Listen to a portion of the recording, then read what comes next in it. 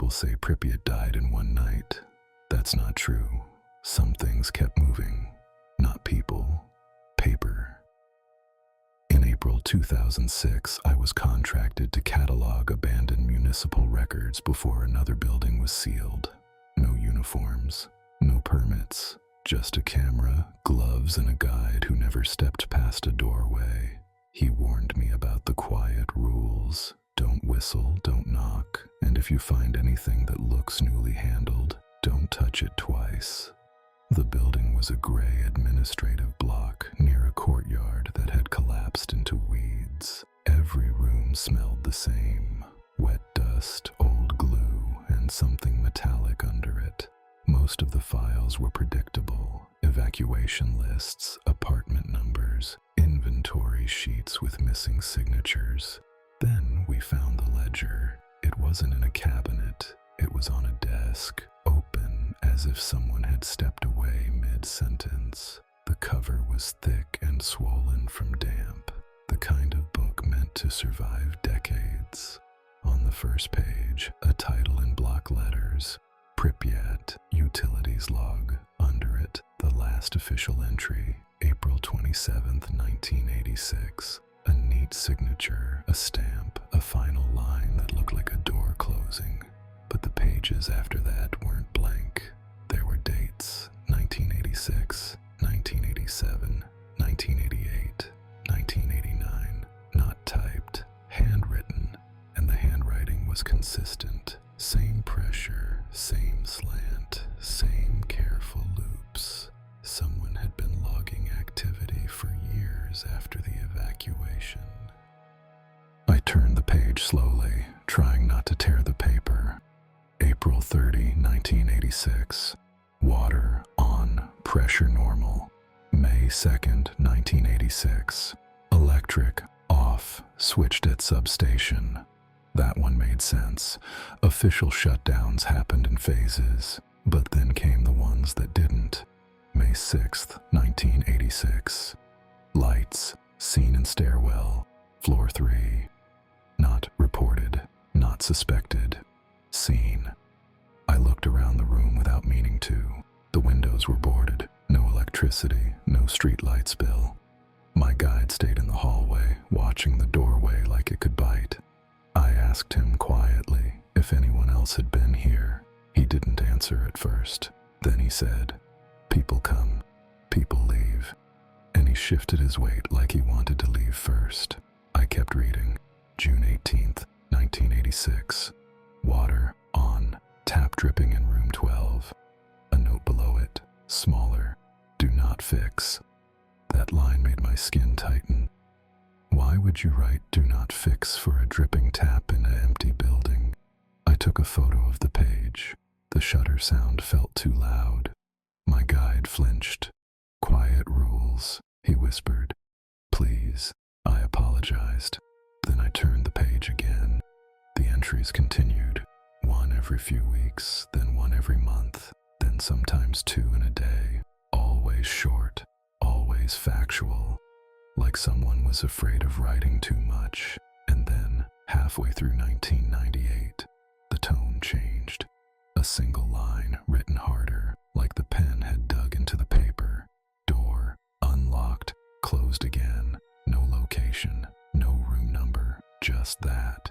I turned the page. Same date. Second entry. Footsteps, heard, stopped when I stopped. I didn't realize I'd been holding my breath until my lungs burned. I looked toward the hall. The guide stared at me, eyes narrowed, as if he was listening to my heartbeat. I asked him if he wanted to leave. He shook his head once, slow. "No," he said. "Finish fast."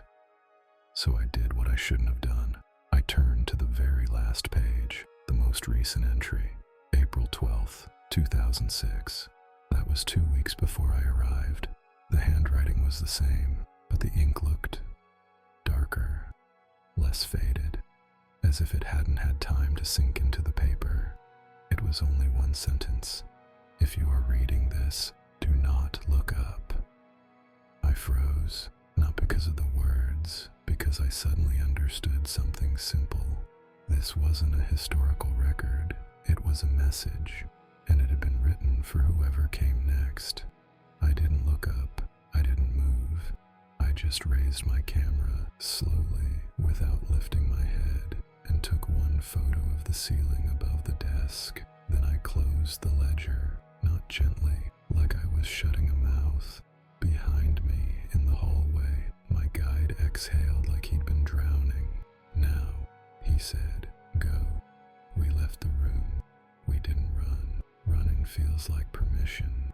We walked quick out of the building and into the open air. Only when the door shut behind us did I allow myself to breathe fully. My guide lit a cigarette with shaking hands. I asked him what the quiet rules really were. He stared at the building and said, "Some places don't like being observed." That night, back in my motel, I reviewed the photos. Most were normal, pages, dust. Then I opened the ceiling photo and felt my stomach drop, because there was something in it that shouldn't have been there. Not a face, not a person, a shape, a darker patch in the plaster directly above the desk, like a stain. Except it wasn't flat. It had depth, like a footprint pressed into wet paint, and inside that shape were thin lines, as if something had pressed fingers into the ceiling from the other side. I zoomed in until the pixels broke, and that's when I noticed the smallest detail. Right at the edge of the handprint, scratched into the plaster, a date. April 15th, 2006. 3 days after the last entry. Tomorrow. I didn't sleep. I sat on the bed with the camera on my lap and the curtains pinned shut. At 2:17 a.m., the motel's hallway light flickered once, just once.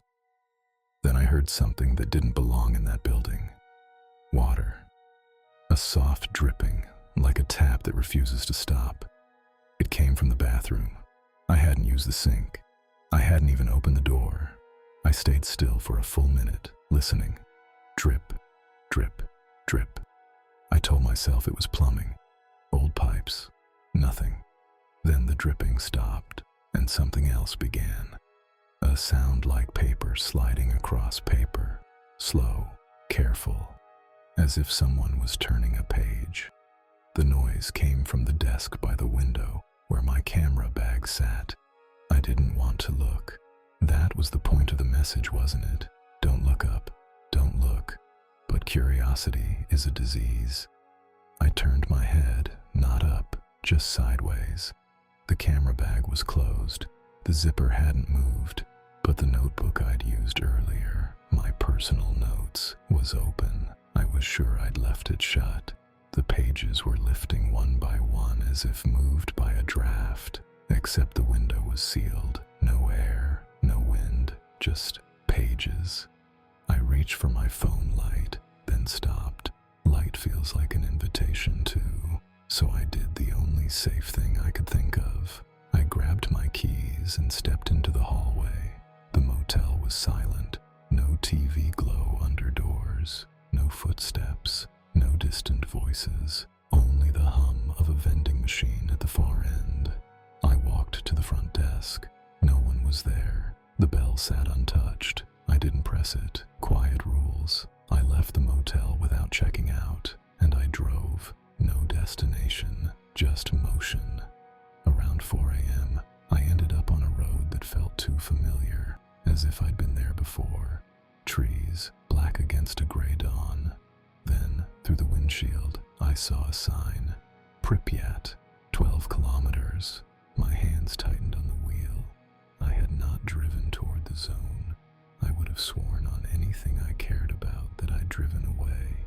But the sign was there. I pulled over, and I told myself, this is where you stop the story. This is where you turn around and go home and pretend none of it happened.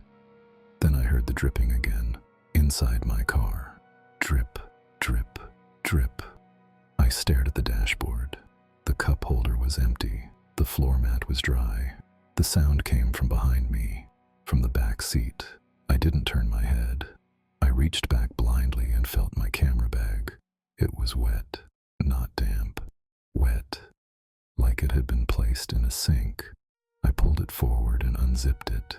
Inside, wrapped in my spare shirt, was the photo printout I'd made at the motel's kiosk. The ceiling handprint.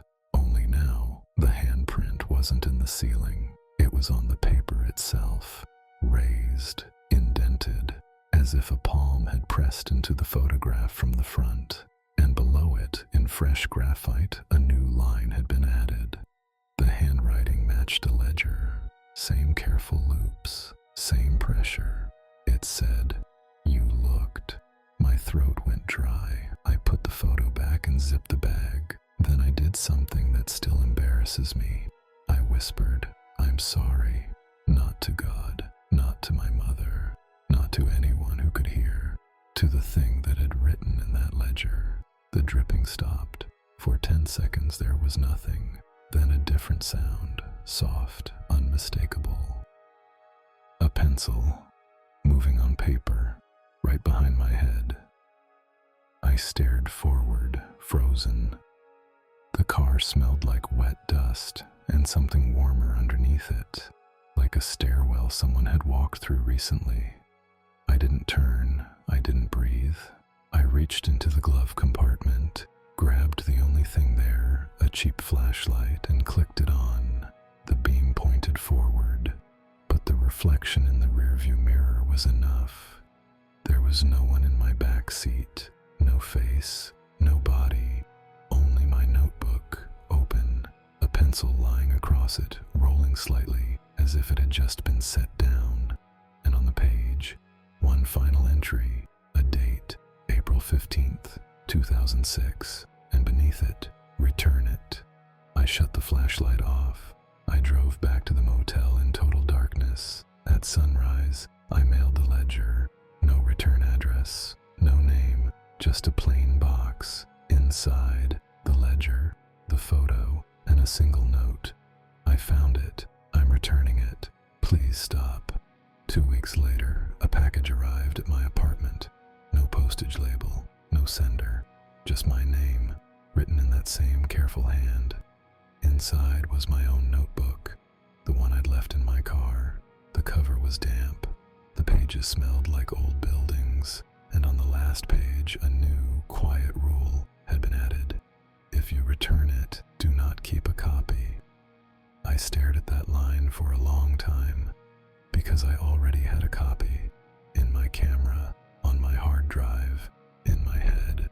And sometimes, late at night, when the apartment is too quiet, I hear paper sliding across paper, like someone is turning pages, searching, trying to find what I kept.